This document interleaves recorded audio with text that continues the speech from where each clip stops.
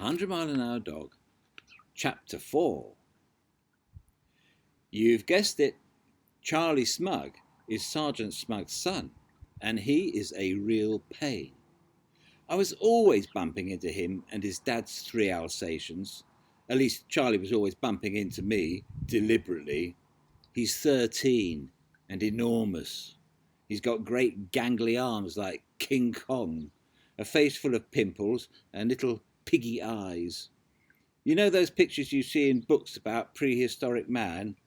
Well, he looks like that.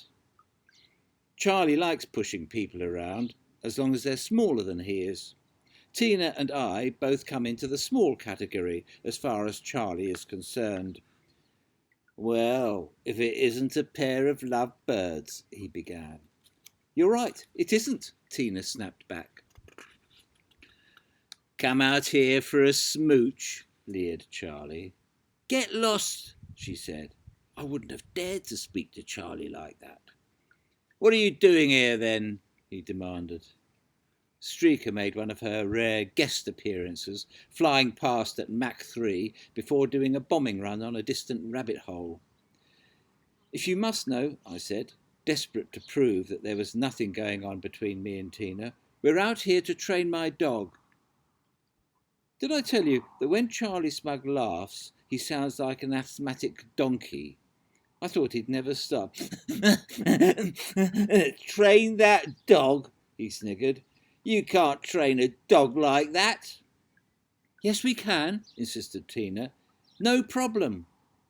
A sneering grin appeared on Charlie's face. He reminded me strongly of Quasimodo, though I didn't tell him. And then he said the words that caused us so much trouble for the rest of the holiday. I bet you can't. Bet you we can, shouted Tina. There was a strange sinking sensation in my stomach, as if I could sense trouble ahead, but it was too late to do anything about it. Right, you're on.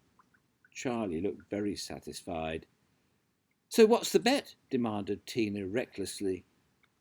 Charlie took Tina's stick and trailed it through the sludge at the bottom of the old tin bath. It came out trailing great globs of green-black slimy weed. Several more bubbles floated up, burst and filled the air with their putrid stink. Charlie smiled. He towered over us with a murderous look in his eye and dangled the dribbling stick in front of our faces. If you haven't got Streaker trained by the end of the holiday, you have to take a bath. Right here. Tina and I were too stunned, too horrified, too appalled to answer. We simply gawked at Charlie in dismay. He was really enjoying himself, of course, and he hadn't finished either. You got to wash your hair in it too. Both of you. I stared in disbelief at the yellow scum floating in the bath. I felt like being sick. But Tina snatched back her stick and waved it at Charlie. Don't forget, bet's worth both ways, she shouted. If we do train Streaker, you have to wash yourself here. Charlie shrugged. That's okay. You'll never train her. I can't wait. He turned on his heel. You can have your smooch now, he added, and strode off, laughing noisily. In the far distance, I could see a neat black head with flapping ears appear occasionally. Streaker was homing in on Charlie like a cruise missile. I nudged Tina and pointed. 5, 4, 3, 2, 1. There was a very satisfying yell, and Charlie suddenly disappeared from view. A few seconds later, he struggled to his feet, waving a fist. We were too far away to hear what he was saying. I shall leave it to your imagination. Charlie went on his way, and I breathed a long, long sigh. Come on, we'd better find Streaker and start training her immediately. You've got us into a real mess now. Me? I like that. I offer to help and end up getting blamed for everything. We're in this together." Tina suddenly gave a giggle and stirred the murky water. "Thank goodness we're not in this together," she pointed out. "Ha ha." How could she joke about it? "It's not bath time yet," said Tina cheerfully. "You give up so easily. We are going to train that dog. Get the £30 and watch Charlie Smug sit in this bath and watch his greasy hair. Come on." What could I do but follow? The 100-mile-an-hour Dog, Chapter 5. Tina seemed to think that dog training was dead easy. "It's the same for any animal," she declared. "Dad taught me this special technique. It's called behaviour modification." I have to admit I was impressed. It sounded as if Tina knew what she was talking about. Mind you, Tina always sounded as if she knew what she was talking about. I should have been suspicious, but instead I listened to her and really thought success with Streaker was just around the corner. It turned out that Tina's amazing dog training technique involved using an entire packet of dog biscuits to try and bribe Streaker. By the time Tina had finished shouting and waving her arms about, there were no biscuits left, and Streaker hadn't sat down once, or come to heel, or stayed anywhere. In fact, she hadn't done anything except become so fat that her stomach was now the size of a hot air balloon. Mum wasn't too pleased either when she discovered that a full packet of dog biscuits had been scoffed in one afternoon. "That's £5 you owe me, Trevor. I'll take it out of the money I'm supposed to pay you at the end of the holiday." Oh, this was brilliant progress, wasn't it? I scowled at Tina. Great. So much for behaviour modification. It's the first day of training and I end up owing money. "You did ask for my help," Tina pointed out. "If you're so clever, you can work out a plan for yourself." And she left in a huff. I didn't see Tina for a couple of days after that, which was probably just as well. I was a bit fed up about the dog biscuits. Anyhow, most of my time was taken up with walking the dog. Some of you may be wondering why I didn't just keep Streaker on the lead the whole time. Well, if you've only got half a brain, you'll have realised that if I kept Streaker on a lead, then one of two things would have happened. Either both my arms would have been stretched out until they were about half a mile long, or I wouldn't have any arms at all because they would have been both pulled out of their sockets. Streaker would be rushing around wildly, trailing a dog lead with two arms clattering about on the end, all by themselves. Not very nice, eh? The one good thing about spending hours waiting for Streaker to come back to me was that it gave me time to think. I decided that one of the reasons why Streaker didn't come when she was called was quite simply because she couldn't hear me. She was too far away. It was like trying to tell someone in Tibet that their breakfast was going cold. I began to wonder how you could contact someone in Tibet. You could phone them if they had a phone. You could fax them if they had a fax. And then, kapow! This brilliant idea burst inside my head like 100 firework displays all going off at once. Dad had 2 mobile phones at home and a fax machine. Of course, I could hardly send Streaker a fax. Although the idea did give me a bit of a laugh, I could just picture Streaker rushing about with a fax machine tied to her back. All of a sudden there would be a loud beep, beep, beep, beep, beep, beep, beep, and this message would roll out of the machine and dangle in front of her nose. "Streaker, come home at once. Love, Trev." No, the fax machine would be a bit daft. But what about the mobile phones? The more I thought about it, the better it got. And I set about some careful planning. I waited until Dad and Mum went off shopping, then seized my chance. I nabbed both the mobiles, stuffed them into a rucksack, grabbed Streaker and headed for Tina's. Tina had an old pair of binoculars that I reckoned would be very useful. Streaker managed to avoid the 3 lampposts this time, but for some strange reason she tried to mail herself in a postbox. She kept leaping up and jabbing her nose into the opening. Tina wanted to know what the big plan was, but for once I was doing the organising. We reached the field.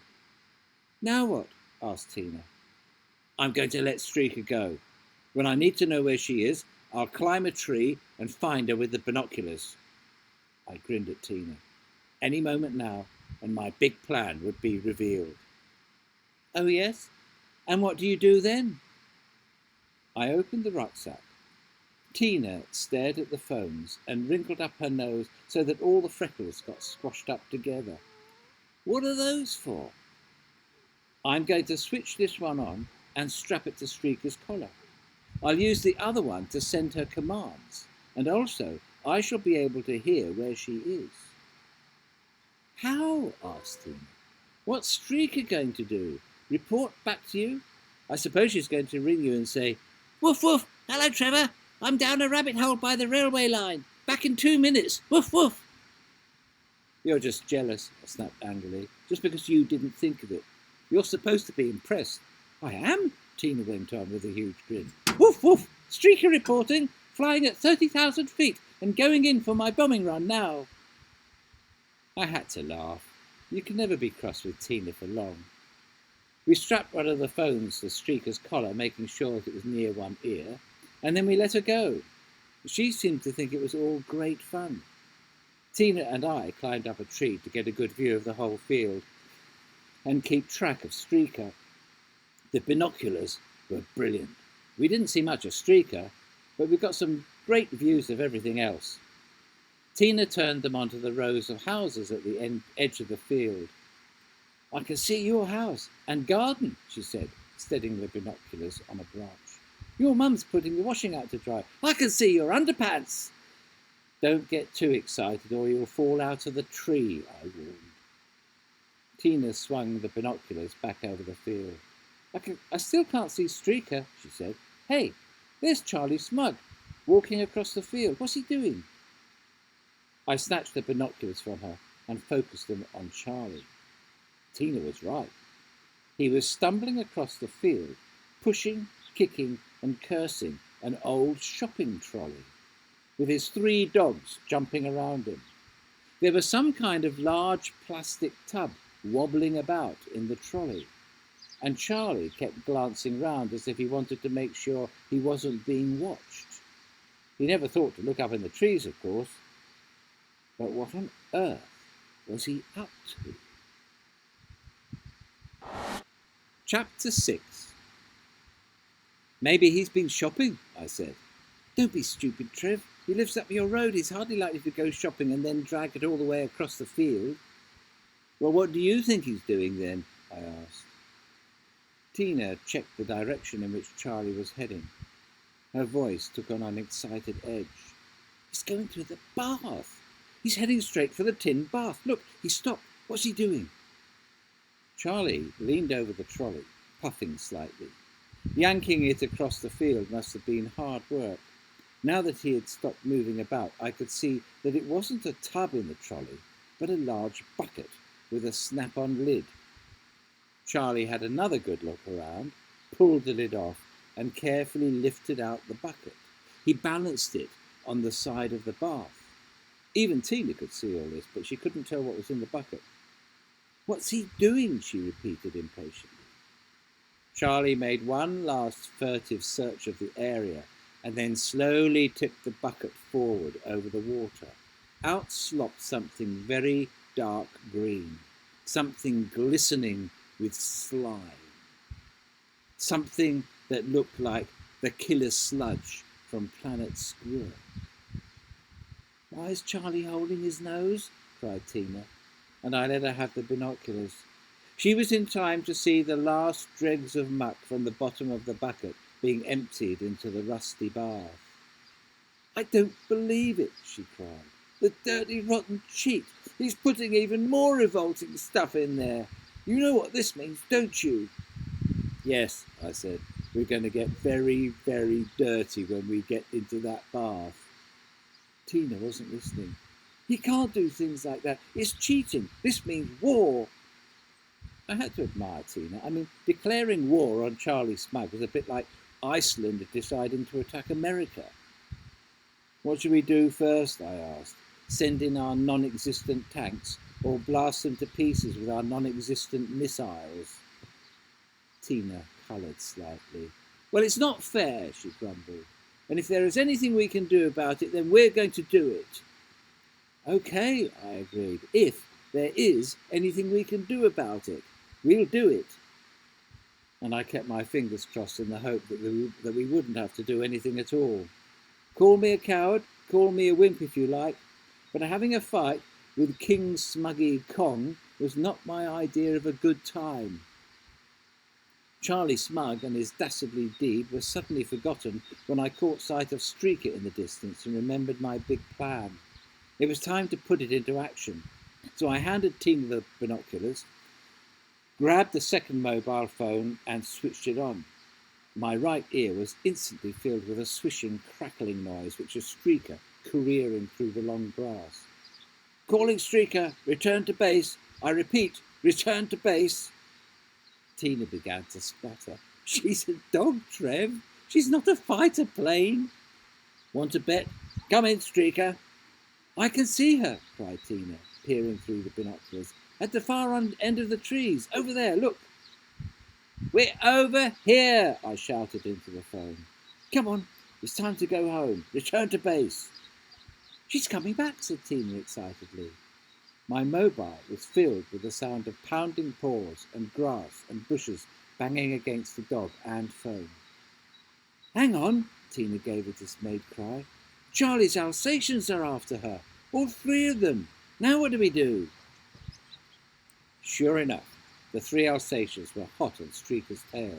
I scrambled down the tree at breakneck speed, somehow managing to fall the last bit and land in some nettles. I struggled painfully to my feet and bam! I was immediately knocked flying. By Streaker as she went charging past, panting furiously and heading for the road. Covered in a second set of nettle stings, I dragged myself upright once again and bam, bam, bam! The first Alsatian spun me round like an egg whisk, the second knocked me straight back into the nettles, and the third simply pounded across my chest as if some kind of very useful bridge had magically appeared in front of it.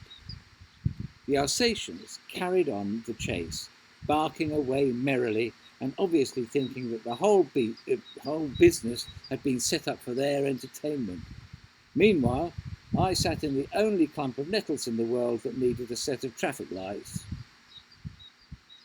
Tina dragged me out and we hurried down the road, just in time to see Streaker go whizzing into somebody's front garden, closely followed by three slavering Alsatians. Poor Streaker was trapped.